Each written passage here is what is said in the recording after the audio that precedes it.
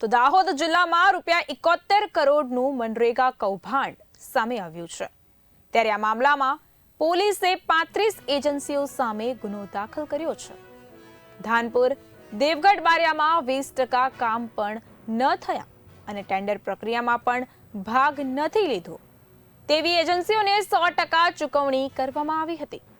દાહોદ જિલ્લામાં નકલી એને જમીન કૌભાંડ બાદ મહાત્મા ગાંધી રોજગાર ગેરંટી યોજનામાં કરવામાં આવતા કામોમાં ખોટા દસ્તાવેજો ઊભા કરી વર્ષ 2021 થી 2025 વચ્ચે ગેરરીતિ આચરવામાં આવી છે। આ ગેરરીતિનો આંકડો 71 કરોડ રૂપિયાથી વધુનો થાય છે। ત્યારે આ મામલે શુક્રવારે દાહોદ પોલીસમાં ફરિયાદ નોંધાતા પોલીસે ધાનપુર અને દેવગઢ બારિયાની મળીને 35 એજન્સીઓ સામે ગુનો દાખલ કર્યો છે, જેના પૈકી 4 આરોપીઓની અટકાયત કરી વધુ કાર્યવાહી હાથ ધરાઈ છે।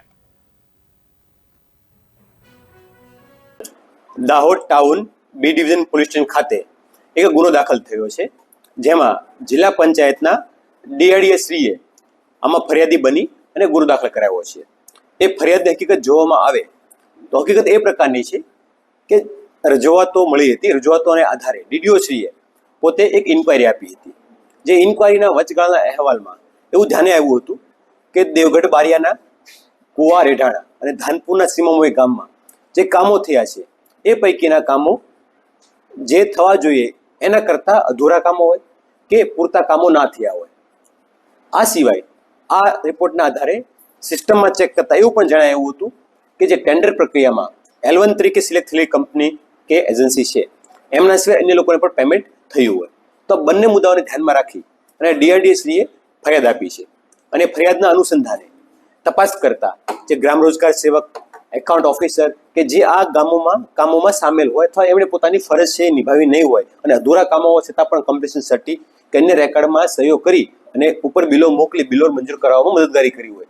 આ અન્વયે જયવીર નાગોરી અને મહિપાલ ચૌહાણ આ બંને દેવગઢ બારિયા અને ધાનપુરમાં એકાઉન્ટ ઓફિસરની ફરજ બજાવતા હતા કે જ્યારે કોઈ બિલ આવે તો પોતાની ડિજિટલ કીથી એમને મંજૂર કરવાની એમની જવાબદારી હતી અને તેઓની બદલી થઈને ઇન્ટરચેન્જ બદલી પણ અન્ય 2 તાલુકામાં જ થયેલી હતી।